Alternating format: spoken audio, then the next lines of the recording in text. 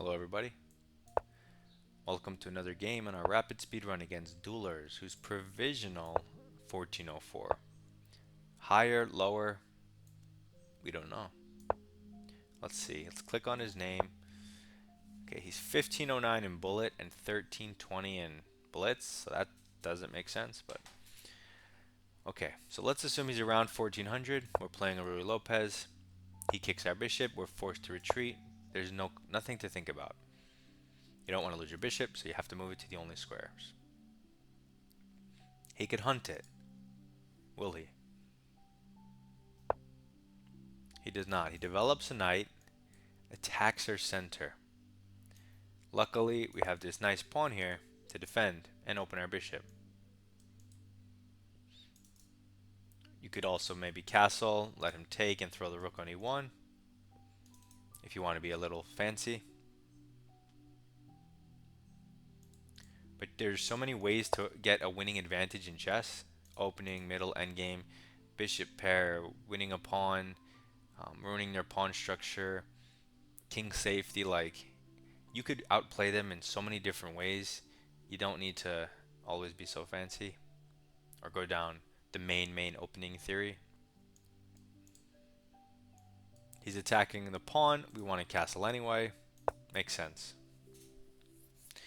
We also could have thrown in c3 there to give our bishop an escape on the knight hit, but I'll play without my bishop as well. I have to learn how to play with my bishop, without my bishop.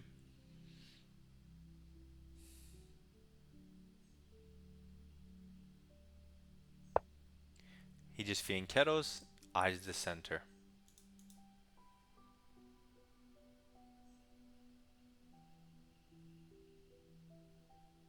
That's fair enough. c3 looks good. Let's play that. Okay, d6, defending the pawn. Weakening some light squares, giving his queen some room.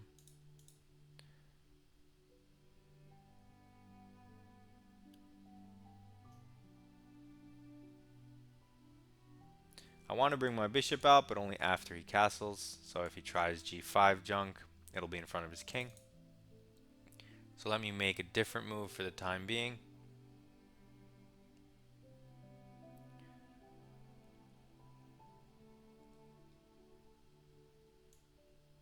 Rook e1, defending my center. That way I can push d4. Takes. Okay, he goes knight to the side now that I've vacated the square, threatening this.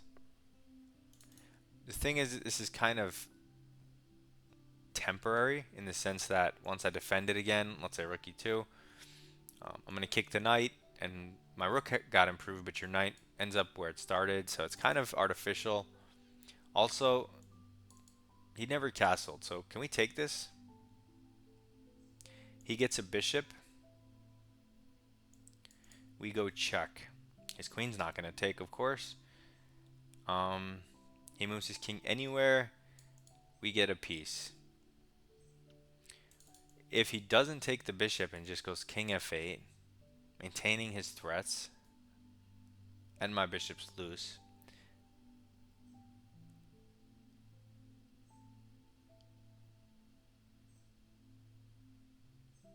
I have to have something there. I just don't really want to look. I definitely am fine there. What are the best moves there? If you just move your knight out of the way, check. Actually, king over here. He gets the rook. You get the bishop. His knight's loose. It's got to be fine. And I'm sure there's better moves like, let's say king f8. What if you just defend this back on f1? Oh, he takes. I don't have to worry about any of that. You definitely, I think if you just also maybe rook f1. If he takes, he takes your bishop at the end. Maybe you have, no, maybe that doesn't work actually. I mean, you definitely have something that works. You just have to calculate them. Because there's no way this can be good for him. His pieces are staring at nothing. These two miners are useless. My queen can jump in. His king is exposed. He can't take the knight. The bishop's developed on its starting square. And his knight's hanging. So he moves the king, but to the wrong square, so now his queen's hanging. Got him. He thought it was the knight. I thought it was the knight until... But every time your opponent moves, you have to rethink everything, your entire plan. So, that was easy. I'm just going to take a second to double check that my sacrifice wasn't a blunder. And then we'll skip to the next game, as this was 12 moves. Okay, so no blunders and 97%, no inaccuracies even. So here's the thing. King f8, second best move, but I would have tried it in a game because as black, if you take the bishop, you just obviously lose. So I would have tried to be clever and gone king f8 anyway. It's only plus 1.7, so not the end of the world. It's not plus 10. Okay, so if you try to be fancy with knight g5, it doesn't even work because he has this one move, only move, queen f6, threatening lots of things. So if you take the knight there, he takes your pawn and then checkmates you. That's super clever. And if you just go rook f1, then he has to take, which is what you... But if you just take back, then he's going to take your bishop at the end of the line. Because takes, takes, takes, king takes. And okay, his king's exposed, but he should be fine. So you have to play queen e2. That way your rook has pressure on the king if he takes. And you're adding another attacker. So he's going to lose the piece. And when the queen gets here, if he takes, now you have knight discovery. So he can't really allow this. So he desperados with check. Oh, this line is crazy. Yeah, that's just insane. Because there's so many... Everybody has to find intermediate moves. So this is super tricky. And the only real move here, which I said there has to be a move, but I didn't mention it, was d4. So d4 cuts off the connection between knight and pawn. I mean knight and bishop. If he takes your bishop, you still have the idea where you win his knight. So your bishop's kind of not hanging as long as his knight's here. And then if you want to reopen the bishop, he has to take your pawn, but that's slow and it's not immediate.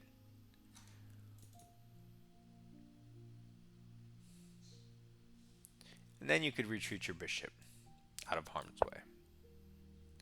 So the move was d4. Luckily, he didn't play king f8, and that's why I said I would have gone for it. Practically speaking, you see how it's only moves? It's tricky stuff. If he did play it, I would have had to sit and calculate again. Luckily, we dodged that bullet because he went down the easy road. Even though it's the engine best, it's obviously so easy for white to play. I don't think it's human best. Then he blunders his queen. We'll play another one, but maybe we won't analyze so much. We get a 1400 against Tina, who gives us the entire center. So we're happy to take it and develop. He has the Peered setup. So now you get to watch me play against the Peered setup. So enjoy. He plays all the normal moves and he's ready to castle. Will he castle? I want to lift my queen up to create his battery, but I don't want his knight harassing me. So I'm going to play f3, which supports g4 as well. He castles. Now I have that information. I'm ready to trade off his bishop, go h4, h5, and try to checkmate him. This is one way to play against it. He goes c5, trying to attack the center, because if you don't act fast in the Peereds, you will get crushed.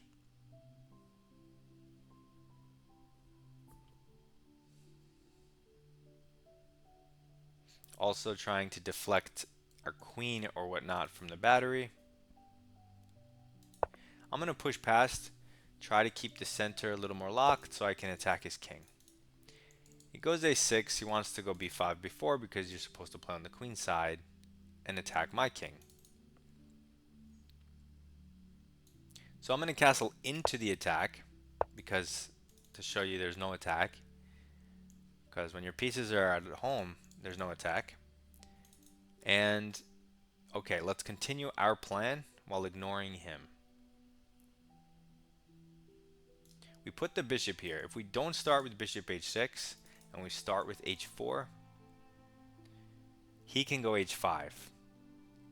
But if we go bishop h6, we can go h4 after, and he can't go h5 because the bishop's in the way. So let's start with the bishop move, physically blocking his h-pawn so he can't move it. He just reinforces his knight instead of going for the immediate b4. Now if I take his bishop, the h-pawn is free to move again, and I only want to take his bishop when the h-file's open with my rook, so they coordinate. So now h4 makes a lot of sense. Is there an argument for g4 first? Probably not. Let's just go with h4. It rings the right bell. Okay, he goes here. Maybe he's looking here. Maybe he's looking for extra defense on the other side. Hard to say.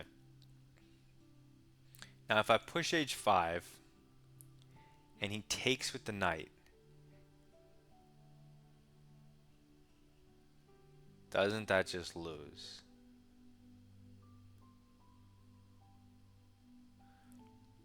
He takes with the knight, g4.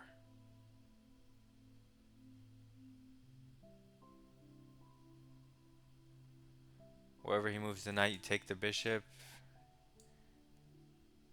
Check. But then if his knight's on f6, you don't have checkmate. So pawn here takes g4. He goes back. I take the bishop. He takes. I bring the check. King goes somewhere. I then play g5, hitting the knight. He can't move it because it's checkmate. He'll go knight e7 reinforcing, but he loses the knight. And okay, so let's go h5. If he takes with the knight, there's also interesting rook sack. He takes with the pawn, but there, maybe not. He doesn't take the pawn. He just develops meaninglessly. He checks the box, but it doesn't do anything. Now, how do we close this out?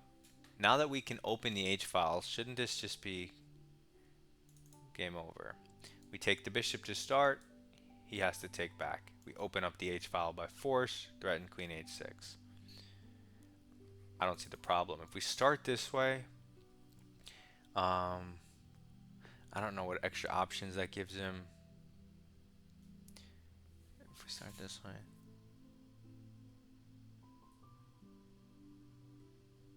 I don't know, something about just take the bishop seems simpler without any calculating, because I don't even know what to calculate, you know. So I think now let's just open the file. I mean, maybe if you kick the knight, it's just going to go here. I feel like maybe don't push these pawns.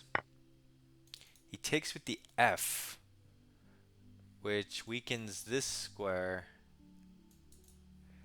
I guess it makes, I don't, does that make sense? Takes the f. It's a little weird. My intention was check. Is he going to run this way? Is that what this is about? Probably. Yeah, actually, probably. That's funny. So check here and your queen is like, why is it there? So I'm not going to waste a turn on that move. I want to develop then. This looks good. Let's go here. We can now stick it on the newly light weaknesses. Now queen check here, king here, we have another check.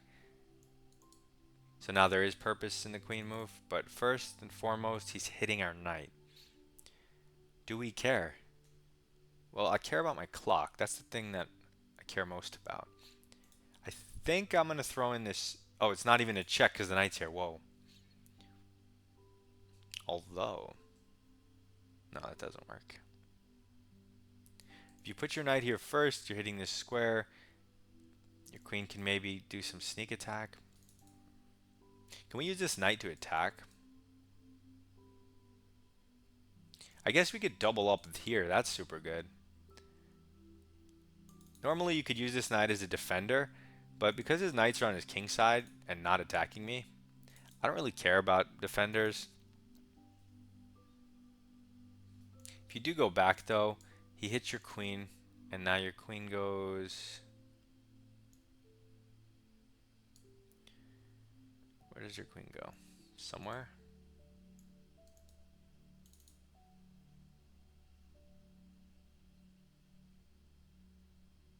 I don't buy it though. I don't buy it. I don't know where my queen goes, but I don't buy it. Maybe even e1. He's now moving it away from his king. Where he does it, but this can't be good.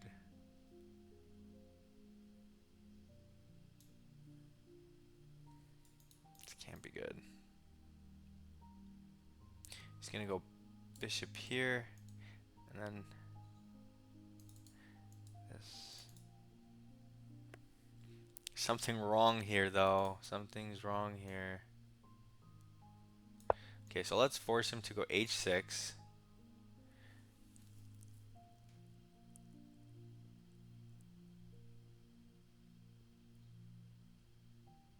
Something's not right. I can't. Okay, so he hits our queen. I don't care about this fork. I care about his king.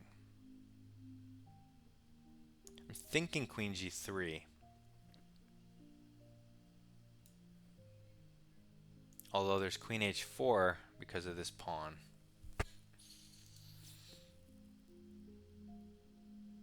But queen g3 is pretty good too. Let's go queen g3 and pressure the new weakness we've just provoked. That's the whole point. So he moves the knight on a, towards the king side in an attacking capacity. But now we can get this guy in with tempo, right? Looking at the weakness. And his knight is no longer on e5 protecting the king. It's on a5, which does absolutely nothing to help him. And so that's why something in my head's like, this can't be good. It looks weird.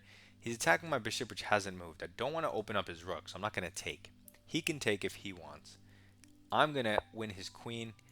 I didn't even calculate if this was checkmate, but I just saw the fork. And so even though we're low on time, we were just blessed. Now we can replace the knight, open our rook, and obviously we're up a queen, so completely crushing. So now I'm not worried about the time at all, because I don't have to find accurate ways to make progress against the king. So he goes against my king, but this is hanging as far as I can tell, right? So let's take it.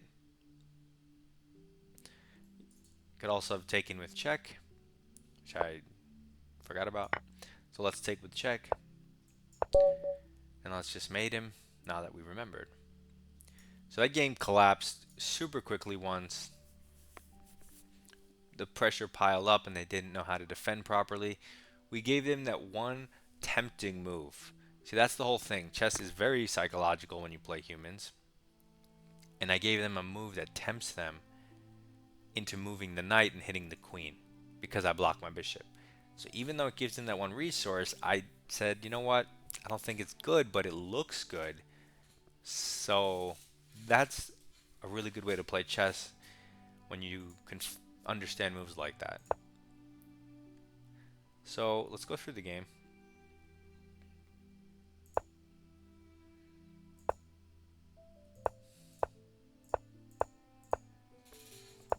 So against the Peered setup, there's this attack where you create this dark square battery. You trade off the bishop. You go h4, h5. You castle long, and you try to checkmate them. It's exactly what I did in the game. I tried to keep the center closed so that I can attack on the flank. He starts his attack. I castle because I'm not afraid of this. I have better development and a better center. And I started on his king first with pieces. So now h4, h5 is the idea. He jumps the knight in the center, plus zero point 0.7. White's just slightly better. Nothing crazy. Both sides have chances. I play h5, and I'm curious. Turn on the engine. Okay. If he does take this, g4 is equality. Okay, a little better for white. And bishop takes g7 is a little better for white. Followed by g4. So if we just play g4, and he goes back, they want him to throw this in. I wonder how this changes things. They want him to play f6, g5, and he's winning because my queen's trapped. That's insane. If he just goes back with the knight, though, yeah, then we are crushing. Okay. So I figured a normal person will just retreat the knight here. And then my plan was take the bishop, bring the queen in with check, and then kick the knight when he goes somewhere. I don't know where. So when you get here, if we kick the knight, he could go knight h5. So maybe we don't kick the knight because we need that square covered. So I guess in this position, you have to do something else. And you kind of maintain the attack in the center. You're plus 0.8, but you're not completely crushing because you don't have enough pieces yet. But you'd still, would you rather really be black here? So this is what it leads to. It's probably what I would have gone down had he taken the pawn. Doesn't even recommend taking the pawn. He doesn't take it. We trade because now we have what we want. An open H file. They still want me to give this check first, along with king b1, which is hilarious. Actually, king b1 now is the best move. Wow. I told you, king b1 is the best move. I don't know why, but it always is. Okay, so now queen h6 isn't even on the list, which is what I determined. Knight h3 is the best, tied with king b1. Okay, so we did go down the right thing. The computer is catching up to our logic. He hits the knight, and best move is in fact to get aggressive and not defensive in this structure, or in this position. Knight b1 is equality, anyone's game. Knight e2, slightly better for white. And now we're luring him to go knight c4, which is not the best move or even top 4. So as soon as he makes it, it looked a little shady.